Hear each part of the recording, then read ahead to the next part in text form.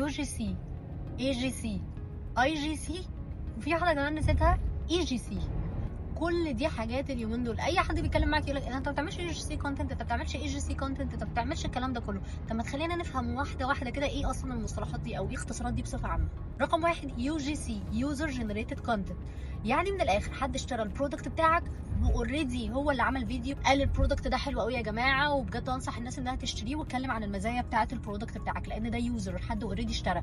وفي ناس دلوقتي اوريدي بندفع لها فلوس عشان تعمل ده. تمام. تاني حاجه اي جي سي، يعني حد من الامبلويز عندك اتكلم عن الانفايرمنت او اتكلم ان هو جرب البرودكت بتاعك او اتكلم عن الشركه او الكواليتي بتاعت الشركه، ده بنسميه اي جي سي. طيب عندنا اي جي سي، انفلونسر جنريتد كونتنت، يعني انت بتروح لحد انفلونسر اوريدي وعنده فولورز وبتخليه ان هو يتكلم عن البرودكت بتاعك. طيب اخر حاجه اي جي سي، ادفرتايزنج جنريتد كونتنت، الكونتنت اللي بتعمل للاعلانات، حاجه ادفرتايزنج. دي الاختصارات بصفه عامه، خليك دايما حاططها في دماغك وفاكرها، عشان دايما الناس بتقعد تقول لك انت عايز كذا كونتنت كذا كونتنت، ولازم انت تبقى فاهم انواع الكونتنت دلوقتي وايه الحاجات الترندي، عشان لو انت عندك بزنس لازم تهتم بانواع الكونتنت دي كلها وتقدمها على البيج بتاعتك. استنوني التبس الجاي.